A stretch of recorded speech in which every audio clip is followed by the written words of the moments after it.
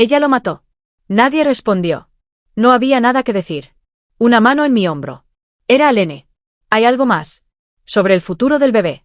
Me giré. Sus ojos eran amables pero tristes. Dado que el bebé es su nieto biológico, usted tiene derechos legales. Puede pedir la custodia. Pero será un proceso largo. Evaluaciones, visitas domiciliarias, entrevistas psicológicas. Mientras tanto, el bebé seguirá bajo tutela del Estado. No, rugí. No se lo van a llevar. Es todo lo que me queda de Luis. Lo entiendo.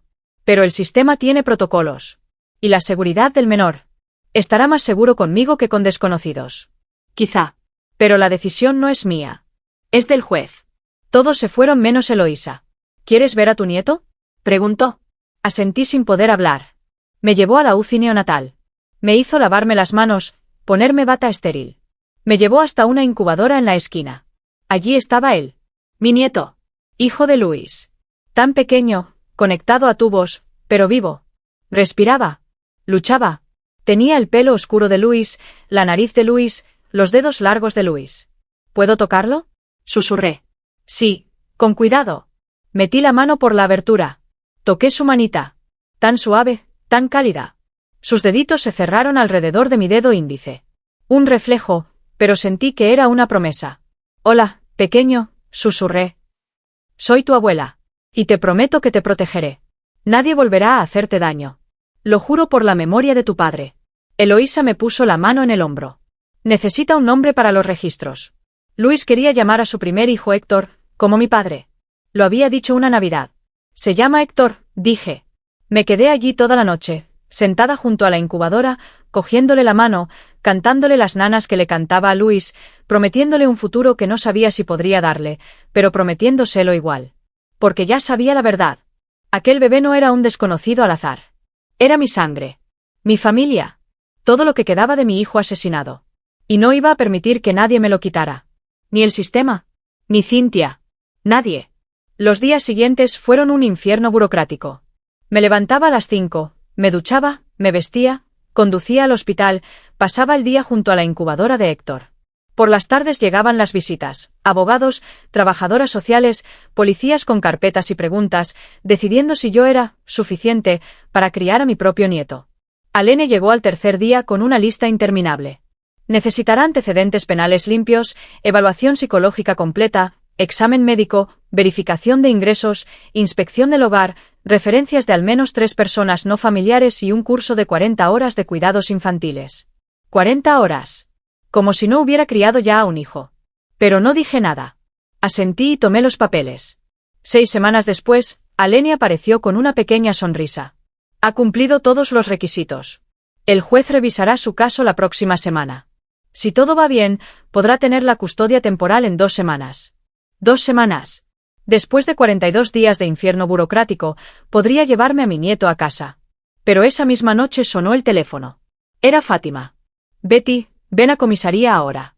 Hemos encontrado algo sobre Luis que tienes que ver. Llegué con el estómago en un nudo. Fátima me llevó a una sala de interrogatorios. Sobre la mesa había una caja con las pertenencias de Luis, cartera, reloj, móvil roto. Al fin desbloqueamos el móvil, dijo. Y encontramos esto. Sacó unas impresiones de mensajes entre Luis y Cintia 2 semanas antes del accidente. Necesitamos hablar. ¿Sé lo del bebé? No sé de qué hablas. Encontré el test de embarazo. ¿Por qué no me lo dijiste? No estoy preparada. No quiero tenerlo.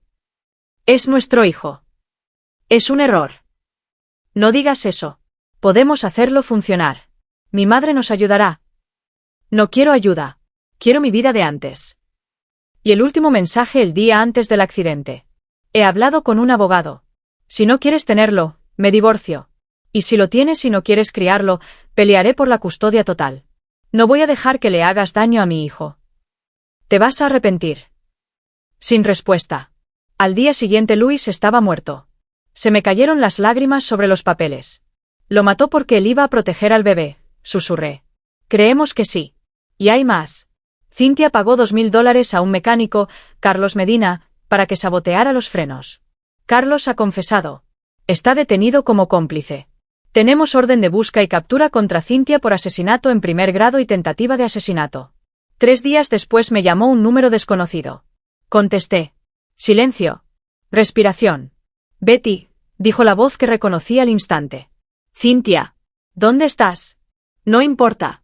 Lo que importa es que tengo algo que tú quieres y tú tienes algo que yo quiero. Quiero a mi hijo y quiero el dinero. $500,000 en total. No vas a tocarlo nunca. Entonces vendré a por él. Soy su madre biológica. Legalmente tengo más derechos que tú. Intentaste matarlo. Fue un error. Ahora estoy mejor. Quiero a mi hijo de vuelta. Nunca. Trae al bebé y el dinero mañana a medianoche al almacén viejo del lago. Sola. Si veo policía, desaparezco para siempre. Colgó. Llamé a Fátima. Le envié la grabación. Perfecto, dijo. Vamos a tenderle una trampa. Tú irás. Nosotros estaremos escondidos. ¿Y si algo sale mal? No saldrá. Te lo prometo. La noche siguiente fui al almacén sola, en apariencia. Llevaba micrófono. Cynthia apareció. Más delgada, pelo corto teñido de rubio, pistola en mano. ¿Por qué mataste a Luis? Por el dinero. Siempre fue por el dinero. Luis quería al bebé. Cambió el testamento. Todo para el niño. Así que tuve que adaptarme. Matar a Luis, matar al bebé, quedarme con todo. ¿Contrataste a Carlos para los frenos? $2,000 bien invertidos. ¿Y tu propio hijo? Un obstáculo. Nada más. Disparó. Me alcanzó en el hombro. Pero los francotiradores actuaron. La redujeron. La detuvieron. Todo quedó grabado. Cynthia confesó cada detalle. El juicio fue rápido. Culpable en todos los cargos. Cadena perpetua sin libertad condicional. 3 días después me desperté en el hospital. Me habían operado 2 veces, pero viviría. Héctor estaba con Eloísa. Fátima llegó con flores. Condenada a perpetua. Se acabó. 2 meses después el juez me concedió la custodia permanente y autorización para adoptar a Héctor. Lo convertí en mi hijo legalmente también. Lo traje a casa 6 semanas después de sacarlo del lago. Tenía ya 8 meses, mofletes, 2 dientes, una risa de cascabel. Los primeros tiempos fueron duros, noches sin dormir, llantos, miedo constante. A los 62 cada noche sin dormir me destrozaba, pero cada sonrisa valía la pena. Los años pasaron. Héctor creció. A los 11 meses dijo, Daya. A los 2 corría por la casa. A los 3 entró al jardín de infancia. Le hablé siempre de su padre. Le mostré fotos. Le conté historias. Tu papá era un héroe. Dio su vida por ti. Papá héroe, decía él con su vocecita. Nunca le hablé de Cynthia.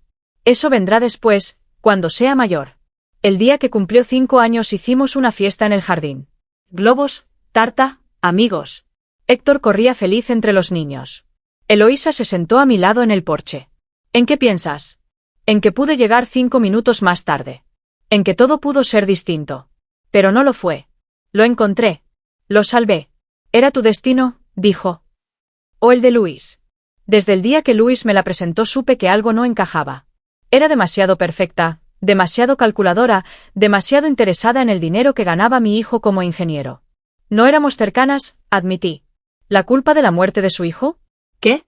Es una pregunta sencilla. ¿La culpa por el accidente de Luis? El accidente. Así lo llamaba todo el mundo. Luis volvía a casa después de cenar con Cynthia. Llovía. El coche derrapó. Chocó contra un árbol. Luis murió en el acto. Cynthia salió con arañazos. Siempre me pareció extraño. Siempre me pareció conveniente. Pero nunca tuve pruebas. Solo una madre rota buscando a alguien a quien culpar. No veo qué tiene que ver eso con el bebé. Tiene todo que ver, dijo Fátima cerrando la carpeta. Porque no hemos localizado a Cynthia. Ha desaparecido. Su casa está vacía. El móvil apagado. Y usted es la única persona que dice haberla visto ayer. Sus palabras cayeron sobre mí como agua helada.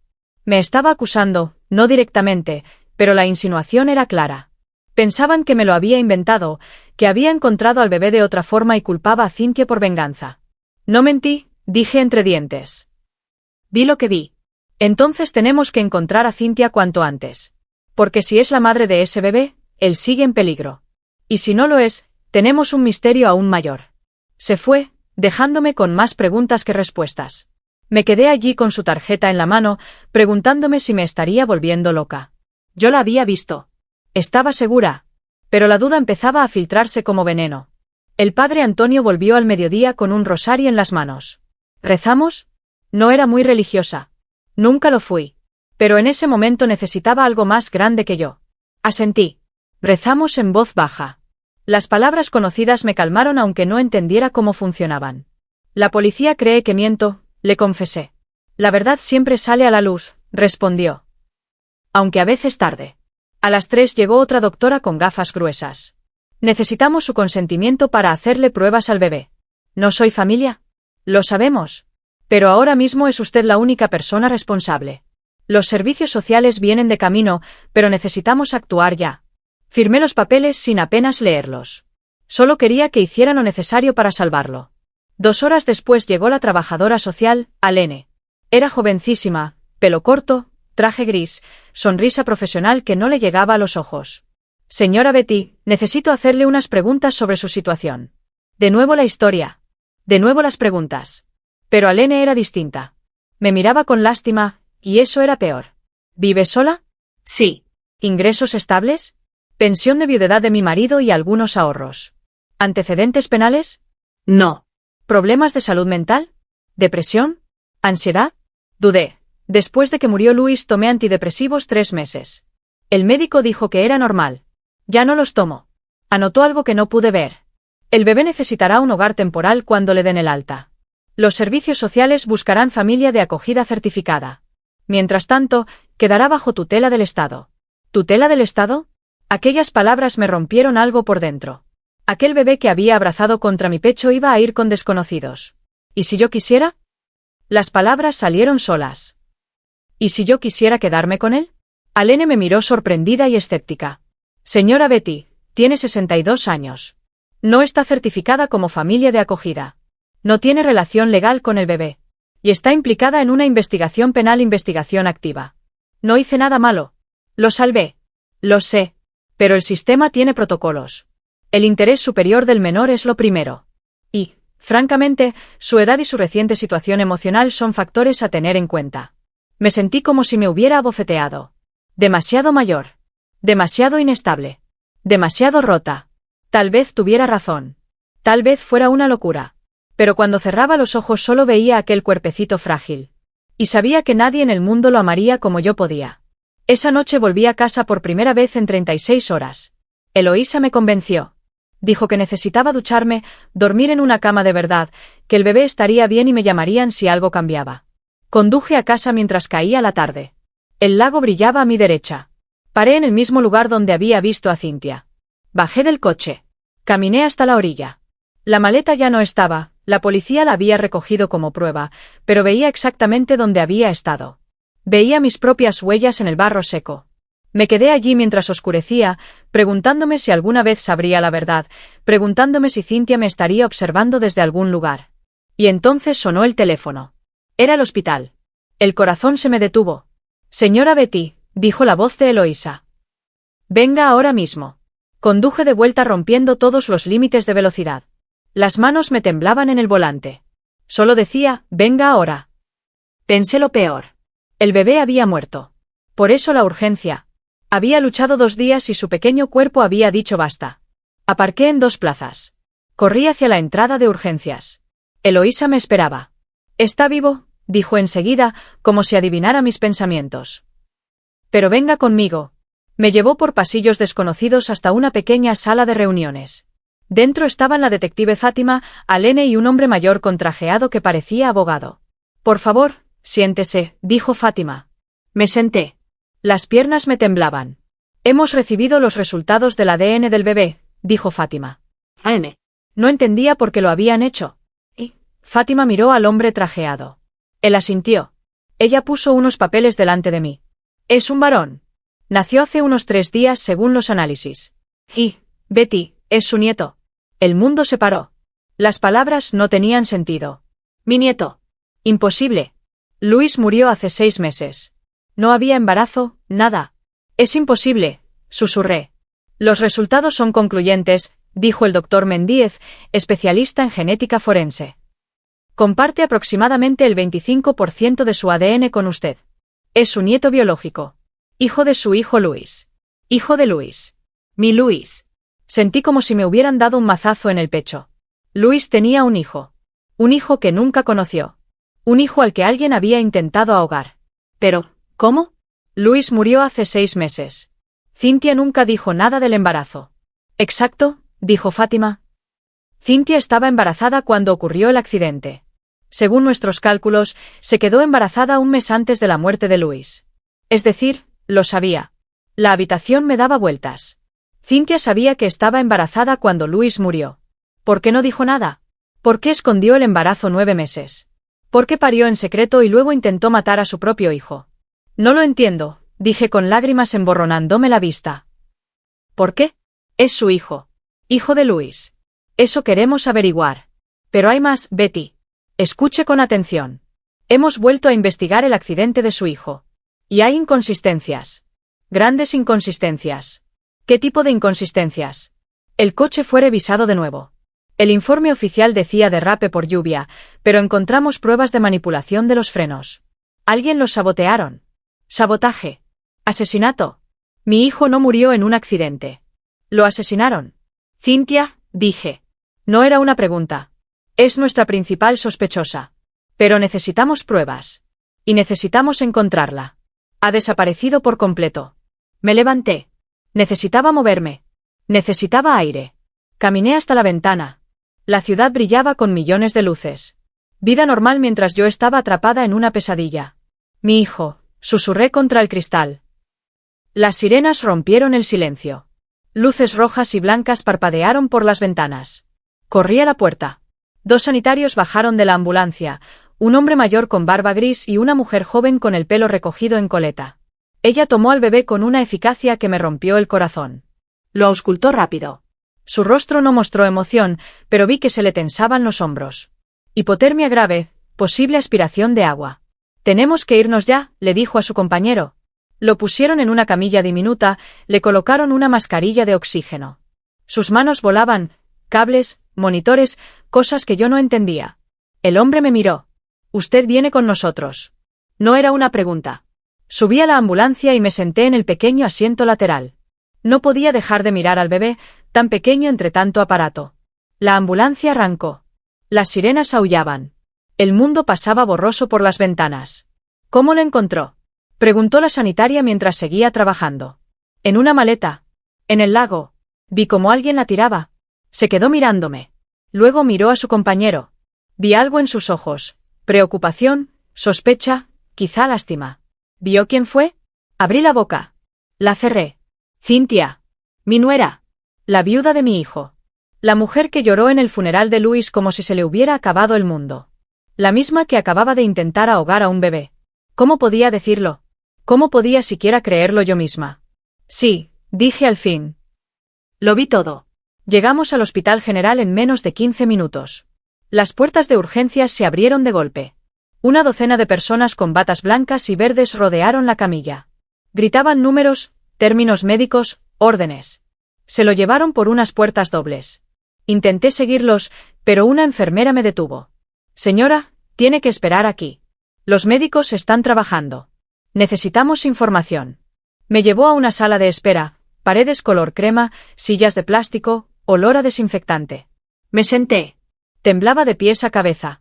No sabía si era por la ropa mojada o por el shock. Probablemente ambas cosas.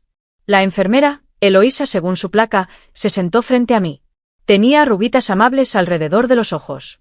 Tengo que preguntarle todo lo que pasó, dijo con voz suave. Y se lo conté. Todo. Desde que vi el coche de Cynthia hasta que abrí la maleta. Ella tomaba notas en una tablet. Asentía. No me interrumpió. Cuando terminé, suspiró hondo. La policía querrá hablar con usted. Esto es intento de homicidio. Tal vez peor. Intento de homicidio. Las palabras quedaron flotando como cuervos negros. Mi nuera. La esposa de mi hijo. Una asesina. No podía procesarlo. Eloísa me puso una mano encima de la mía. Hizo lo correcto. Salvó una vida hoy. Pero no se sentía así. Se sentía como si hubiera destapado algo horrible que no podría volver a meter en la oscuridad. Pasaron 2 horas hasta que salió un médico joven, de unos 35 años, con ojeras profundas. El bebé está estable. De momento. Está en la UCI neonatal. Hipotermia grave y aspiración de agua. Los pulmones están comprometidos. Las próximas 48 horas son críticas. ¿Va a vivir? Pregunté con la voz rota. No lo sé, dijo con sinceridad brutal. Haremos todo lo posible. La policía llegó media hora después. 2 agentes, una mujer de unos 40 años con moño apretado y un chico joven que tomaba notas. La mujer se presentó como la detective Fátima Salazar. Tenía ojos oscuros que parecían atravesar las mentiras. Me hicieron las mismas preguntas una y otra vez desde distintos ángulos. Describí el coche, la hora exacta, los movimientos de Cintia, la maleta, todo. Fátima me miraba con una intensidad que me hacía sentir culpable aunque no hubiera hecho nada malo. ¿Está completamente segura de que era su nuera? Completamente. ¿Por qué cree que lo hizo? No lo sé. ¿Cuándo fue la última vez que habló con ella antes de hoy? Hace 3 semanas. En el aniversario de la muerte de mi hijo. Fátima anotó algo. Intercambió una mirada con su compañero. Mañana tendrá que venir a comisaría a hacer una declaración formal y, bajo ninguna circunstancia, puede contactar con Cintia. ¿Entendido? Asentí. ¿Qué iba a decirle de todos modos? ¿Por qué intentaste matar a un bebé? Los agentes se fueron. Eloísa volvió con una manta y un té caliente. Debería irse a casa, descansar, cambiarse. Pero no podía dejar solo a ese bebé. Me quedé toda la noche en aquella silla de plástico, preguntando cada hora. La respuesta era siempre la misma, estable, crítico, luchando. A las 3 de la mañana apareció el padre Antonio, el cura de mi parroquia. Alguien lo había avisado. Se sentó a mi lado en silencio. A veces solo necesitas una presencia. Prueba de que no estás del todo sola en el infierno. Dios nos pone a prueba de muchas formas, dijo al fin. Esto no parece una prueba, respondí. Parece una maldición. Asintió. No intentó convencerme de lo contrario. Y se lo agradecí más que cualquier sermón. Cuando salió el sol supe que nada volvería a ser igual. Había cruzado una línea. Había visto algo que no se puede olvidar. Y lo que viniera después tendría que afrontarlo. Porque aquel bebé que luchaba por cada aliento en la habitación contigua se había convertido en mi responsabilidad. No lo elegí. Pero tampoco podía abandonarlo. No después de sacarlo del agua, no después de sentir su corazoncito contra el mío. La luz del amanecer entró por las ventanas de la sala de espera pintando todo de naranja pálido. Había pasado la noche entera en aquella silla. Me dolía la espalda. Me ardían los ojos. Pero no me moví. Eloísa apareció a las 7 con café y un sándwich envuelto en papel aluminio. Tiene que comer algo, dijo, poniéndomelo en las manos. No tenía hambre, pero comí porque ella se quedó allí esperando. El café estaba demasiado caliente y me quemó la lengua. El sándwich sabía a cartón, pero tragué. Mastiqué. Fingí ser una persona normal en una mañana normal. El bebé sigue estable, dijo Eloísa sentándose a mi lado. La temperatura sube. Los pulmones responden al tratamiento. Es buena señal. ¿Puedo verlo? Sacudió la cabeza. Aún no. Solo familia inmediata. Y ni siquiera sabemos quién es la familia. Familia. La palabra me golpeó como una piedra. Aquel bebé tenía que tener madre, Cintia. Pero ella había intentado matarlo. Entonces, ¿quién era el padre? Porque nadie lo había dado por desaparecido. Las preguntas se amontonaban sin respuesta. A las 9 volvió la detective Fátima. Sola. Se sentó frente a mí con una carpeta. Betty, necesito hacerle unas preguntas más. Han surgido inconsistencias. ¿Inconsistencias? La palabra sonó a acusación. Sentí que se me encogía el estómago. Sacó una fotografía y la puso sobre la mesa. Era el coche de Cintia, pero en el parking de un supermercado a 30 millas de allí. La hora, 5:20 de la tarde anterior. 10 minutos después de que yo la viera en el lago. Imposible. Miré la foto más de cerca. Era su coche, su matrícula. Esto es un error, dije. Yo la vi. Estaba allí. ¿Está completamente segura? ¿A qué distancia estaba? Tragué saliva. 100 metros. Tal vez más. La vi de espaldas la mayor parte del tiempo. El vestido gris. El pelo oscuro. El coche plateado. Estaba segura. Pero mi voz ya no sonaba tan convencida. Fátima se inclinó hacia adelante. Betty, necesito que seas sincera. ¿Qué tipo de relación tenía con Cintia? ¿Se llevaban bien? Y ahí estaba la pregunta que llevaba esperando desde que llegó la policía. ¿Por qué no nos llevábamos bien? Nunca nos llevamos bien. Vi a mi nuera lanzar una maleta de cuero al lago y marcharse a toda velocidad. Corrí hasta allí y escuché un sonido ahogado que salía de dentro. Por favor, que no sea lo que creo, susurré mientras mis manos temblorosas luchaban con la cremallera mojada. Saqué la maleta del agua, la abrí a la fuerza y el corazón se me detuvo. Lo que vi dentro me hizo temblar como nunca en mis 62 años de vida. Pero déjame explicarte cómo llegué hasta ese momento, cómo una tranquila tarde de octubre se convirtió en la escena más terrorífica que he presenciado jamás. Eran las 5:15 de la tarde. Lo sé porque acababa de servirme el té y miré el reloj de la cocina, ese viejo reloj que fue de mi madre. Estaba en el porche de mi casa, la casa donde cría a Luis, mi único hijo. La misma casa que ahora se me hacía demasiado grande, demasiado silenciosa, demasiado llena de fantasmas desde que lo enterré hace 6 meses. El lago Meridian brillaba delante de mí, quieto como un espejo. Hacía calor, de ese calor pegajoso que te hace sudar aunque estés parada. Entonces la vi. El coche plateado de Cynthia apareció por el camino de tierra levantando una nube de polvo. Mi nuera, la viuda de mi hijo. Conducía como una loca. El motor rugía de forma antinatural. Algo iba muy mal. Conocía esa carretera. Luis y yo la recorríamos cuando él era pequeño. Nadie iba así de rápido si no estaba huyendo de algo. Frenó en seco junto al borde del lago. Las ruedas chirriaron. El polvo me hizo toser. Dejé caer la taza de té. Se hizo añicos contra el suelo del porche, pero no me importó. Mis ojos estaban clavados en ella. Cynthia salió del coche como impulsada por un resorte. Llevaba el vestido gris, el que Luis le regaló por su aniversario. El pelo revuelto. La cara roja. Parecía que había estado llorando o gritando, o ambas cosas. Abrió el maletero con tanta fuerza que pensé que lo arrancaría. Y entonces la vi, la maleta. Esa maldita maleta de cuero marrón que yo misma le regalé cuando se casó con mi hijo. Para que lleves tus sueños a todas partes, le dije aquel día. ¡Qué estúpida! ¡Qué ingenua! Cynthia la sacó del maletero. Pesaba mucho. Lo noté por cómo se le hundían los hombros, por cómo le temblaban los brazos. Miró a su alrededor, nerviosa, asustada, culpable. Nunca olvidaré esa mirada. Luego caminó hacia el agua. Cada paso parecía costarle la vida, como si cargara el peso del mundo, o algo peor. «¡Cynthia!», grité desde el porche. Pero estaba demasiado lejos. O quizá no quiso oírme. La balanceó 1, 2, 3 veces y la lanzó al lago. El golpe resonó. Los pájaros alzaron el vuelo. El agua salpicó y ella se quedó allí mirando como la maleta flotaba un instante antes de empezar a hundirse. Luego corrió hacia el coche como si el mismísimo diablo la persiguiera. Arrancó. Las ruedas chirriaron. Desapareció por el mismo camino, dejando solo polvo y silencio. Me quedé paralizada. 10 segundos, 20, 30. Mi cerebro intentaba procesar lo que acababa de ver. Cynthia, la maleta, el lago, la desesperación en sus movimientos. Sentí un escalofrío a pesar del calor. Mis piernas se movieron solas. Corrí como no había corrido en años. Las rodillas protestaron. El pecho me ardía. Pero no paré. Bajé los escalones del porche, crucé el jardín, llegué al camino de tierra. Mis sandalias levantaban polvo. El lago estaba a unos 100 metros. Tal vez menos, tal vez más. No lo sé. Solo sé que cada segundo era eterno. Cuando llegué a la orilla, jadeaba.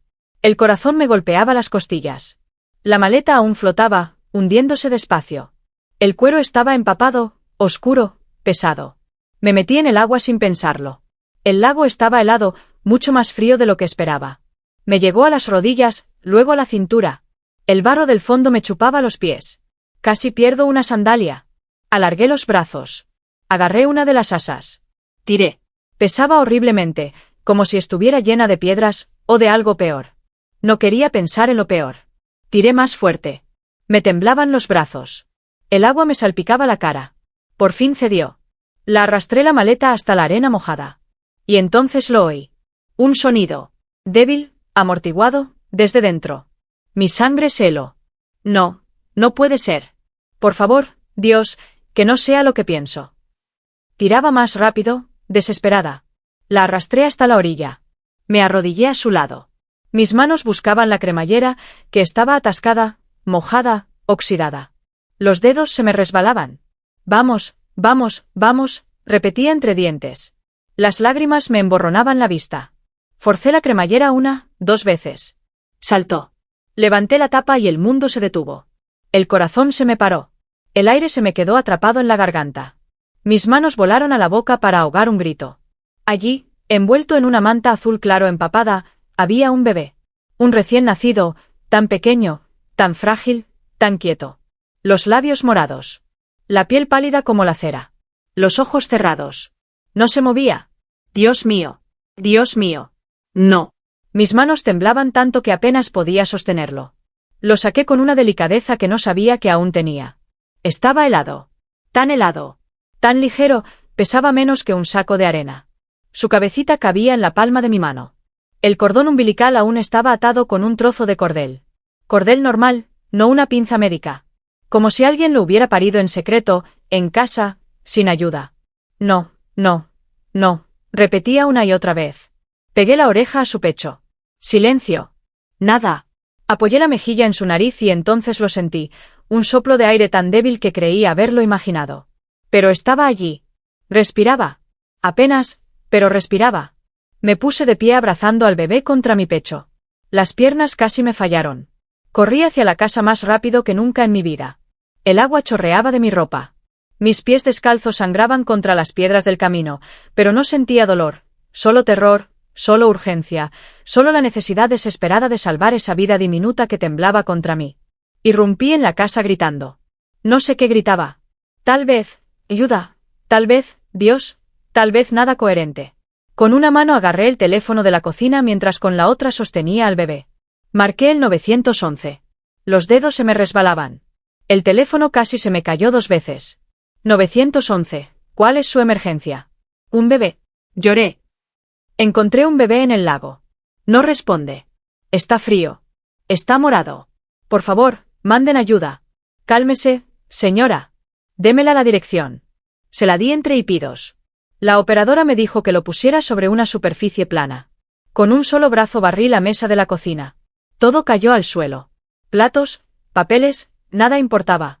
Lo acosté allí. Tan pequeño, tan frágil, quieto. ¿Respira? No lo sé, apenas, muy poco. Voy a guiarla. Traiga una toalla limpia y séquelo con cuidado. Luego envuélvalo para que entre en calor. La ambulancia ya va para allá. Hice lo que me dijo. Corrí al baño, agarré toallas, lo sequé con movimientos torpes y desesperados. Cada segundo era eterno. Lo envolví en toallas limpias. Lo tomé de nuevo, lo pegué a mi pecho y me mecí sin darme cuenta. Un instinto antiguo que creía olvidado. «Aguanta», le susurré. «Por favor, aguanta. Ya vienen. Ya vienen». Los minutos hasta que llegó la ambulancia fueron los más largos de mi vida. Me senté en el suelo de la cocina con el bebé contra el pecho. Canté. No sé qué canté. Tal vez la misma nana que le cantaba a Luis de pequeño. Tal vez solo sonidos sin sentido. Solo quería que supiera que no estaba solo, que alguien lo abrazaba, que alguien lo quería vivo. A veces pienso que él guió mis ojos al lago aquel día. Que sabía que yo estaría allí para proteger a su hijo.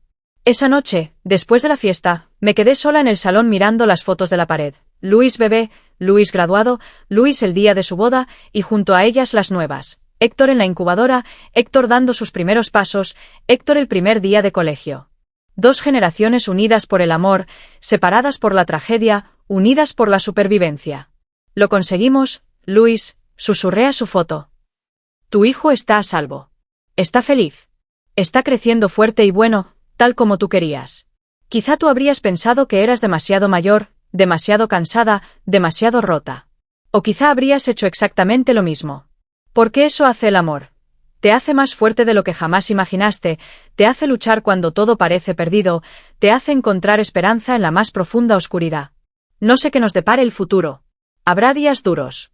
Criar a un niño a mi edad no será fácil. Pero cada día con Héctor es un regalo. Cada sonrisa, cada abrazo, cada «te quiero», ya, vale cada sacrificio. Y a ti, Héctor, si algún día lees esto cuando seas mayor, quiero que sepas que fuiste amado antes incluso de nacer. Que tu padre dio su vida por protegerte. Que yo habría hecho cualquier cosa por salvarte. Y que cada segundo de estos años contigo ha valido la pena. Tú eres mi razón, mi propósito, mi segunda oportunidad de ser madre. Y no cambiaría nada.